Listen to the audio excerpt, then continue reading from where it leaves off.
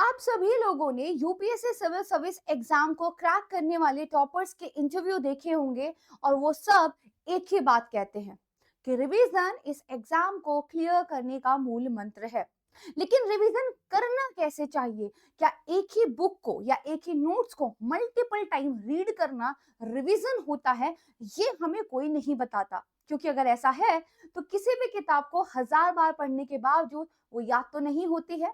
या फिर UPSC civil service exam का जो इतना बड़ा सिलेबस है उसको कितनी बार पढ़ा जाए जिससे वो सिलेबस याद हो जाए और एक कॉन्फिडेंस आ जाए कि अब हम पेपर के लिए तैयार हैं। देखिए, रिवीजन की ना एक स्ट्रैटेजी है और ये स्ट्रैटेजी ही है जो आपको बाकियों से अलग बनाती है। ये स्ट्रैटेजी है जो आपको 0.1% स्टूडेंट्स के ग्रुप का पार्ट बनाती है जिनका ये एग्जाम क्लियर होता है, क्योंकि इतना सारा सिलेबस उसको बार बार पढ़ने के लिए सालों लग जाते हैं, लेकिन आपके पास इतना टाइम नहीं है। कई बार हमें एक साल के अंदर इस एग्जाम को क्रैक करना होता है। तो आइए आज रिवीजन के कुछ ऐसे गोल्डन फॉर्मूलाज को सीखते हैं जो आपको इस एग्जाम को क्रैक करने के लिए कैपेबल बना देंगे। नमस्कार दोस्तों, मैं हूं प्राची, आपकी करंट अफेयर की फैकल्टी। आप मुझे देख रहे हैं निर्णय आईएएस हिंदी यूट्यूब चैनल पर और आज मैं आपके साथ शेयर करने वाली हूँ रिवीजन के कुछ सीक्रेट टिप्स। ये रिवीजन एक बार अगर आपने करना सीख लिया तो ये आपकी लाइफ का एक मूल मंत्र बन जाएगा और कोई भी किताब, कोई भी नोट्स फिर आप कभी भूलेंगे नहीं। तो सबसे पहले शुरुआत करते हैं दरअसल अपने रिवीजन की इस स्ट्रैटेजी के एक बहुत इंपॉर्टेंट फॉर्मूले के साथ। इसको बोलते हैं गोल्डन रिवीजन स्ट्रैटेजीज। देखिए, सबसे पहले तो रिवीजन की 3 साइकिल आपको करनी चाहिए, एक डेली, दूसरी वीकली और तीसरी मंथली। यानी कि कोई भी चीज जो आज आपने पढ़ी है उसको आप आज रात को ही रिवाइज करके सो जाएंगे। विद इन 24 आवर्स आपके माइंड के अंदर एक कैश मेमोरी क्रिएट होती है और अगर आप उसको रिवाइज नहीं करते हैं तो रात को सोते समय आपका माइंड उन सारी चीजों को भुला बिसरा देता है। तो अगर 24 घंटे के अंदर आप रिवाइज कर लेते हैं पहली बार तो वो आपकी एक परमानेंट मेमोरी के अंदर चला जाता है। इसके बाद दूसरा जो रिवीजन का साइकिल आएगा वो आएगा आपका वीकली। यानी कि जो भी आपने हफ्ते में पढ़ा है उसको वीक में एक बार एवरी संडे या सैटरडे, जो भी आपको सूट करे, उस पर्टिकुलर डे पे आपको रिवाइज करना होगा, क्योंकि यहाँ से आप उसको अपनी परमानेंट मेमोरी से हार्ड मेमोरी के अंदर लेके जा रहे हैं। एंड देन आपकी थर्ड साइकिल आती है जिसको हम मंथली साइकिल बोलते हैं। यानी कि जो भी आपने अपने पूरे मंथ में पढ़ा है उसका रिवाइज आप मंथ के एंड में करते हैं और यहाँ से वो पार्ट बन जाता है आपकी लाइफ का। यानी अगर मैं आपको सोते हुए भी जगा के पूछ लूंगी तो आपको याद होगा, अगर आपने इस गोल्डन 3 स्टेप रूल को यहाँ पे फॉलो किया होगा। दोस्तों, इसके बाद एक राइस फॉर्मूला शायद आपने कभी ना सुना हो, लेकिन आज मैं इसके बारे में आपको बताऊंगी। बड़े बड़े इंजीनियरिंग कॉलेजेस में इस फॉर्मूले को बहुत ही ध्यान से स्टूडेंट्स को सिखाया जाता है एंड दैट्स व्हाई अपनी 4 साल की इंजीनियरिंग का इतना सारा जो सिलेबस है उसको कवर कर पाते हैं। राइज, जिसमें पहला आता है आर, यानी कि रिपीटेशन विद पर्पस। जो भी आप पढ़ रहे हो उसको बार बार जब आप रिपीट करते हो तो आपको ये पैसिव तरीके से नहीं करना है। आपके माइंड में ये क्लियर होना चाहिए कि ये पर्टिकुलर इंफॉर्मेशन क्या आपके लिए इंपॉर्टेंट है, क्या ये पर्टिकुलर इंफॉर्मेशन आप प्रीलिम्स के लिए पढ़ रहे हो, या फिर ये पर्टिकुलर इंफॉर्मेशन आपको मेंस के पेपर में भी हेल्प करेगी, या फिर इस इंफॉर्मेशन की आपके एग्जाम के साथ कोई रेलेवेंसी नहीं है तो उसको साइड कर दिया जाना चाहिए। तो जब भी आप रिपीटिशन करें किसी भी चीज का तो आपके सामने उसको रिवाइज करने का एक पर्पस क्लियर होना चाहिए। आपके माइंड के पास क्लियर इंस्ट्रक्शन होने चाहिए कि आप इस चीज को रिवाइज क्यों और किस लिए कर रहे हैं और ये कितने डिग्री तक इंपॉर्टेंट है। दूसरा आता है आई, यानी कि इनोवेटिव टेक्निक्स। देखिए, आपने किताब खोली, उसको पहले पेज से पढ़ना स्टार्ट किया और उसको एंड में जाके खत्म कर दिया। दोबारा फिर से किताब खोली, पहले पेज से पढ़ना स्टार्ट करेंगे, शायद मिडिल में कहीं छोड़ देंगे। जब आप तीसरी बार बुक खोलेंगे तो पहले पेज से पढ़ना स्टार्ट करेंगे और शायद उसको 10 पेज के बाद छोड़ देंगे। इस तरीके से आप शुरुआती कुछ पेजेस को तो पढ़ पाए हैं, लेकिन किताब के एंड तक कभी भी नहीं पहुंच पाए। लेकिन पूरी पूरी बुक्स को अगर हम बार बार रिवाइज करने बैठेंगे, तब सिलेबस कब कवर करेंगे? यहीं पर इनोवेटिव टेक्निक्स आती हैं, यानी कि रिवाइज करने के ऐसे तरीके जो आपके सिंपल बुक रीडिंग से अलग होते हैं। आगे चलकर इस सेशन में हम इन टेक्निक्स के बारे में डिटेल से बात करेंगे। देन आता है एस, समराइज स्मार्टली।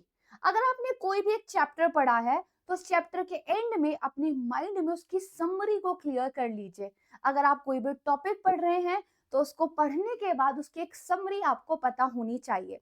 अगर मैं आपको मान लीजिए करंट अफेयर में रिजर्वेशन को लेकर कुछ आर्टिकल्स कवर कराती हूँ, तो आपको उस टॉपिक के एंड में 5 से 6 पॉइंट अपने मन में रिवाइज करने चाहिए, जो इस टॉपिक के आपको समझ आए हैं। इससे आपके माइंड को क्लियर इंस्ट्रक्शंस मिलते हैं कि कौन सी इंफॉर्मेशन इंपॉर्टेंट है, कितना आपको ग्रैप्स हो चुका है और क्या चीज आपको याद रखनी है।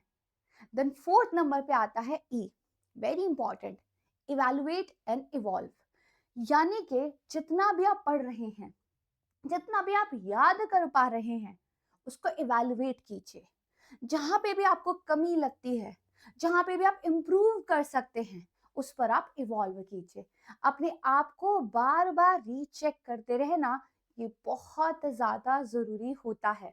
तो अगर यूपीएससी के पेपर में आपको राइज करना है एक सन की तरह, तो रिवीजन का ये राइज फॉर्मूला आपको पता होना चाहिए, उसको फॉलो करना चाहिए।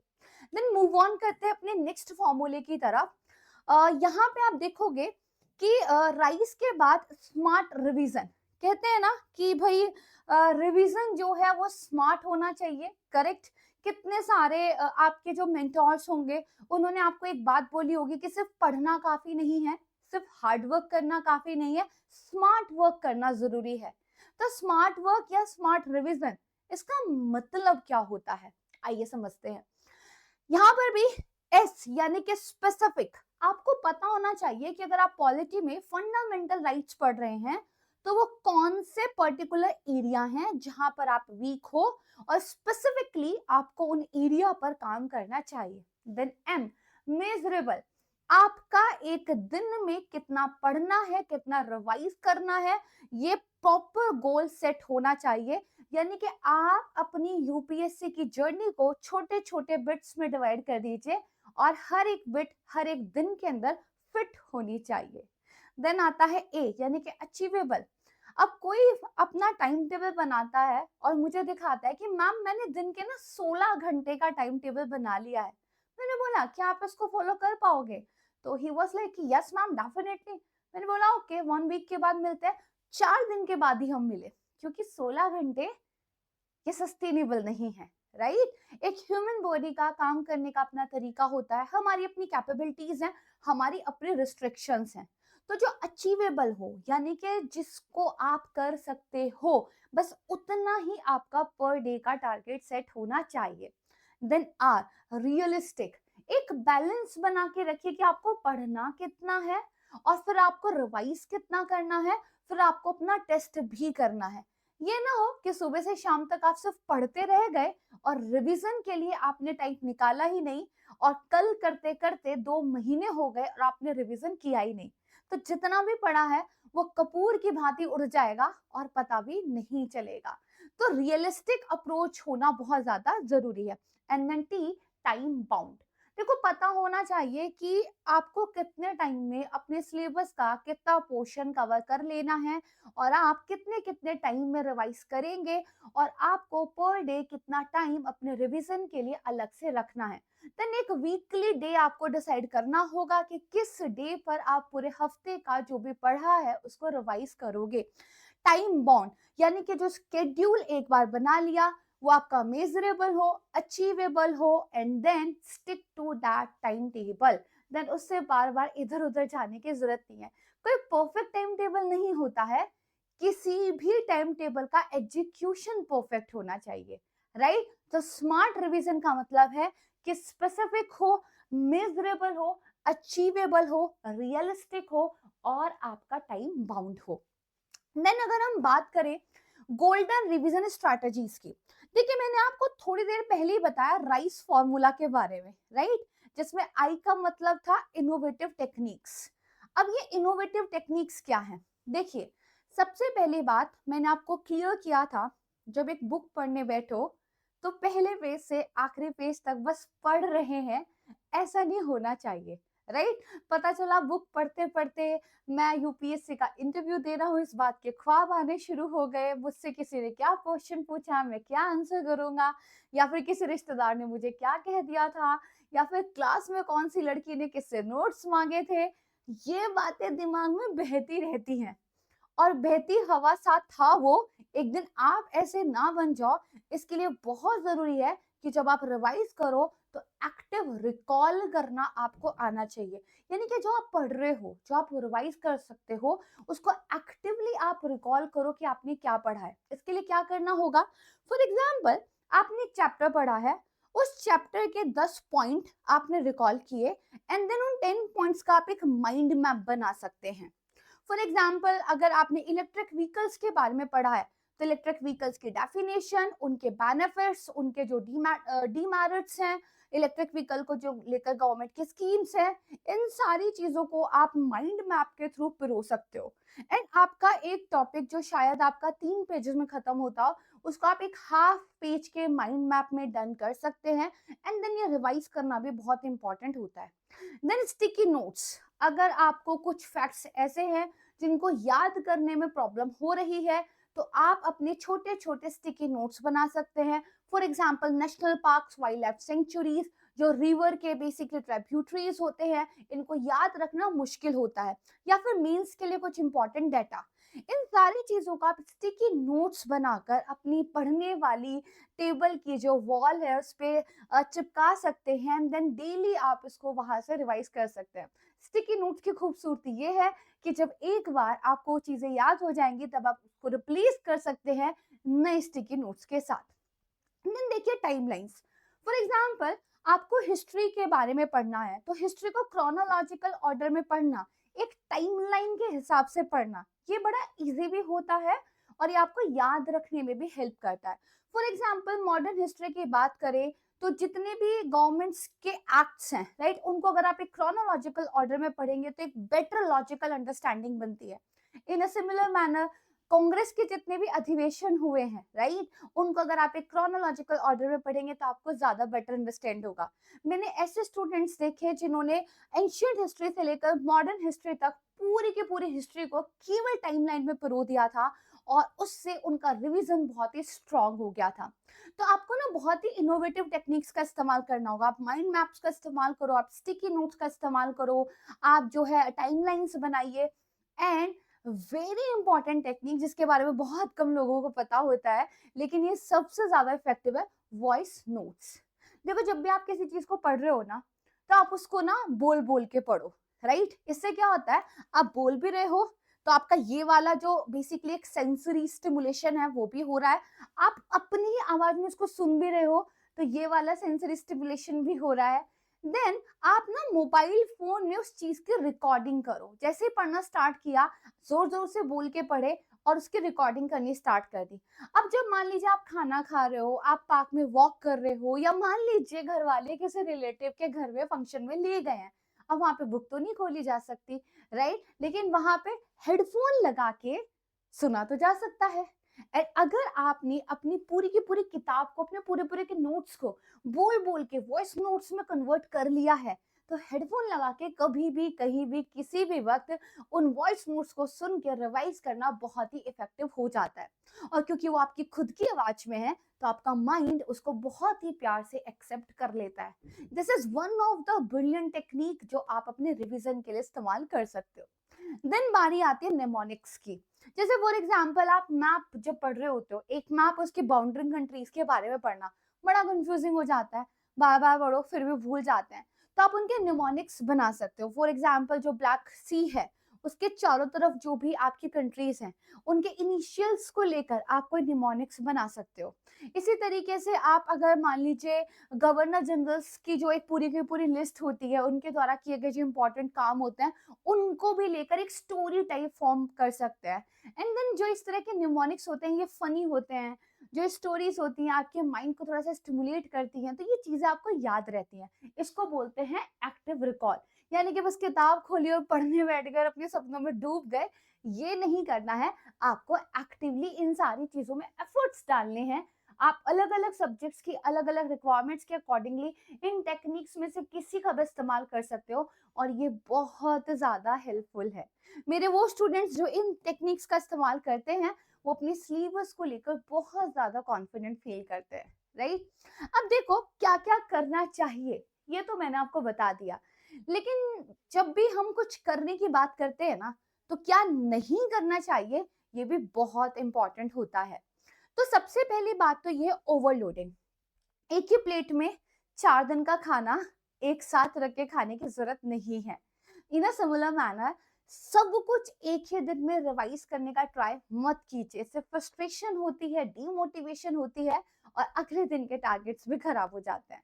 जैसे मैंने अभी थोड़ी देर पहले बताया, आपको थोड़े से जो अचीवेबल टारगेट्स है वो सेट करने पड़ेंगे। दूसरी मिस्टेक क्या है, जब आप पढ़ रहे होते हो, रिवाइज कर रहे होते हो, मैक्सिमम स्टूडेंट्स जो है टेस्ट पेपर्स को अवॉइड करते हैं कि बाद में देख लेंगे। वो बात तो कभी नहीं आता। देखो टेस्ट पेपर ना सबसे अच्छा मेथड है एक्टिव रिकॉल का, क्योंकि आपके सामने जो चीज आपने पढ़ी है किसी ने क्वेश्चन के फॉर्म में रख दी है, एंड उस क्वेश्चन के थ्रू आप अपने माइंड के अंदर ढूंढते हो, टटोलते हो कि जो पढ़ा था कहीं पे याद है, कहीं पे छुपा हुआ है क्या, एंड उसके हिसाब से आप जो है आंसर देते हो। इससे एक और फायदा है, यहाँ पर आपको अपनी वीकनेस और स्ट्रेंथ भी पता चल जाती है कि कौन से सब्जेक्ट्स के कौन से टॉपिक्स आपके स्ट्रांग है, राइट, और कहाँ पे अभी भी वीक एरियाज है। तो आप स्पेसिफिकली उन वीक एरियाज पे जाके काम कर सकते हो, राइट।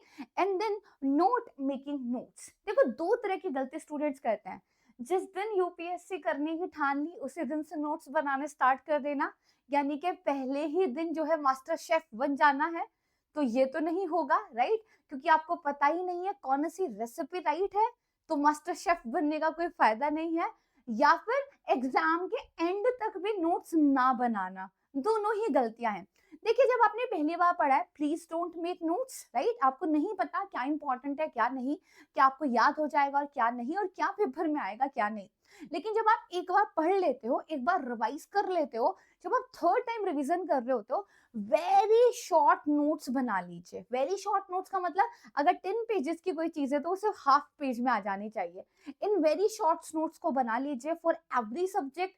और जब भी आपका प्रीलिम्स का पेपर होगा या आपके मेंस के पेपर होते हैं, उससे एक रात पहले जो आप रिवाइज कर सकोगे, जितने पेजेस आप रिवाइज कर सकोगे, उस चीज को ध्यान में रखकर वेरी वेरी शॉर्ट नोट्स आप बनाइए, ताकि एंड मोमेंट पर ऐसा ना हो कि आपको जो है पॉलिटी रिवाइज करने के लिए पूरी लक्ष्मीकांत पढ़नी पड़ जाए, और हिस्ट्री रिवाइज करने के लिए आप 20 एनसीईआरटी लेकर बैठ जाए, राइट। आपके पास वेरी वेरी शॉर्ट नोट्स होने चाहिए जिनसे आप रिवाइज कर सको। तो नोट्स पहले ही दिन से बनाना और कभी भी नोट्स ना बनाना, ये दोनों ही गलत अप्रोच है। राइट टाइम पर राइट तरीके से अगर आप नोट्स बनाते हो, इमेंसली आपको ये बेनिफिट देते हैं।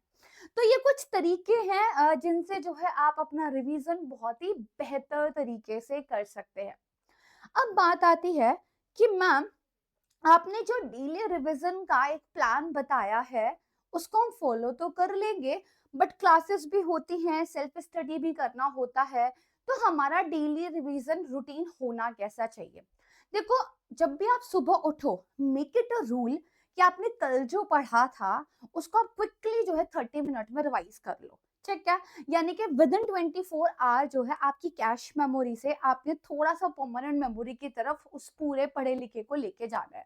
इवनिंग टाइम में आपने रोजाना 1 घंटा डेडिकेट करना है, और उन वीक एरियाज पे आपको काम करना है, उनको रिवाइज करना है जो आपके बेसिकली स्ट्रॉन्ग नहीं है, राइट। जिन सब्जेक्ट्स में, जिन टॉपिक्स में आप अच्छा परफॉर्म नहीं कर रहे हो। एंड देन वीकेंड का एक दिन जो आप रखेंगे, उसमें आपने जो भी पूरे हफ्ते का सिलेबस पढ़ा था उसको रिवाइज करना है।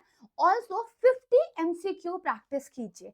वो किसी एक सब्जेक्ट के हो सकते हैं, करंट अफेयर के हो सकते हैं, या फिर आपके जो है मल्टीपल सब्जेक्ट्स के एमसीक्यू हो सकते हैं, जिस भी हिसाब से आप उस हफ्ते में पढ़ रहे थे। तो इस हफ्ते में आप जो 50 MCQ सॉल्व करोगे, you will get an idea कि क्या पूरे हफ्ते की पढ़ाई लिखाई से आप एमसीक्यू सॉल्व कर पा रहे हो या फिर नहीं। और इससे आपको नेक्स्ट वीक के लिए पिक्चर क्लियर हो जाएगी कि कहाँ पे जो है काम करने की ज़रूरत है और क्या चीज़ें आपकी अच्छी हो गई है। तो this is your daily revision routine, इसका आप बहुत ज़्यादा ध्यान रखिएगा। एंड सबसे लास्ट में लर्न अप्रोच। देखो ज़िंदगी में हमें लर्निंग को कभी भी छोड़ना नहीं है और शायद हम छोड़ भी नहीं सकते। जिसने ज़िंदगी में सीखना छोड़ दिया, उसको ज़िंदगी बहुत पीछे छोड़ देती है, राइट? तो ये तो फिर यूपीएससी सिविल सर्विस का एग्ज़ाम है। लर्न अप्रोच में देखिए, पहली बात तो learn by heart only what's essential.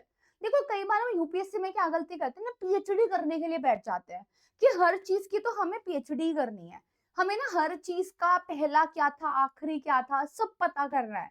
अरे बाबा पहले समझो क्या एसेंशियल है, क्या बहुत इंपॉर्टेंट है आपके एग्जाम के लिए। और फिर जब एक बार पता चल जाए प्रीवियस ईयर क्वेश्चंस देखकर, सिलेबस देखकर कि ये इंपॉर्टेंट है, तो इसको बाय हार्ट याद करो, ठीक है? उसमें फिर कसर नहीं छोड़नी है। Then engage. जब भी आप पढ़ो तो सिर्फ प्लेन टेक्स्ट से पढ़ने से आपका जो दिमाग है वो ज्यादा स्टिमुलेट नहीं होता है, तो इसका मतलब ज्यादा चीजें याद भी नहीं रहती है। आपको अपनी पढ़ाई को, अपने रिवीजन को एंगेजिंग बनाना होगा विजुअल्स के साथ, डायग्राम्स के साथ, इमेजेस के साथ, माइंड मैप्स के साथ। ये बहुत इंपॉर्टेंट होता है। तीसरा, अप्लाई थ्रू मॉक टेस्ट। जैसे मैंने बताया आपको हर हफ्ते वीकेंड में एक ऐसा दिन डिसाइड करना पड़ेगा जहां पर आप 50 एमसीक्यू सॉल्व करो और अपने इस टेस्ट के थ्रू आप अपने आप को बहुत अच्छे तरीके से इवैल्यूएट कर सकते हो। Then R revise consistently. पढ़ना तो है ही, रोजाना कंसिस्टेंटली, रिवीजन भी कंसिस्टेंटली होना चाहिए। ये जो डेली वीकली मंथली रूटीन है इसको आपको साल 1.5 साल फॉलो करना पड़ेगा अगर आप यूपीएससी सिविल सर्विस एग्जाम को क्रैक करना चाहते हैं। It's a difficult exam, you know.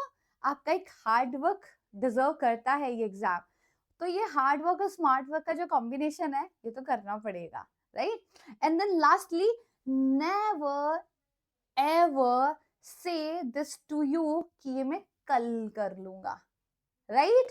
कल पर कुछ भी चीज नहीं छोड़नी है। ये जो प्रोक्रेस्टिनेशन होता है ना, ये बहुत बुरी हैबिट होती है। ये हमारे दिमाग का एक तरीका बन जाता है। तो जो करना है, अगर आज के डेली रूटीन में लिखा हुआ था तो आज ही करना है, उसको कल पे नहीं छोड़ना है। कल कभी भी नहीं आता। खासकर यूपीएससी सिविल सर्विस एग्जाम में तो हर दिन आपके पास इतना करंट अफेयर हो जाता है कि अगर एक दिन का भी न्यूज़पेपर आप स्किप करोगे तो अगले दिन पढ़ने के लिए बहुत कुछ हो जाएगा। सो इसलिए स्मार्टली अपने डे को प्लान करें। अपनी प्लेट में सिर्फ उतना ही रखें जितना आप मैनेज कर सकते हैं एंड देन उसको on a daily basis follow कीजिए। ये जो रिवीजन की स्ट्रैटेजीज हैं ये बहुत कम लोगों को पता होती है, और अगर पता भी होती है तो लोगों को पता नहीं होता कि इनको इम्प्लीमेंट कैसे करना है। आज इस छोटे से सेशन में मैंने आपको ये सारे सीक्रेट फॉर्मूलाज बता दिए हैं, मैंने आपको गोल्डन रूल्स बता दिया है, राइस फॉर्मूला बता दिया है, स्मार्ट टेक्निक बता दी है, लर्न अप्रोच बता दी है, जो नहीं करना है वो भी बता दिया है। अब देर किस बात की, अब यूपीएससी सिविल सर्विस एग्जाम के सिलेबस को पढ़िए, रिवाइज कीजिए, टेस्ट कीजिए, पढ़िए, रिवाइज कीजिए, टेस्ट कीजिए और इस एग्जाम को क्रैक कीजिए, राइट?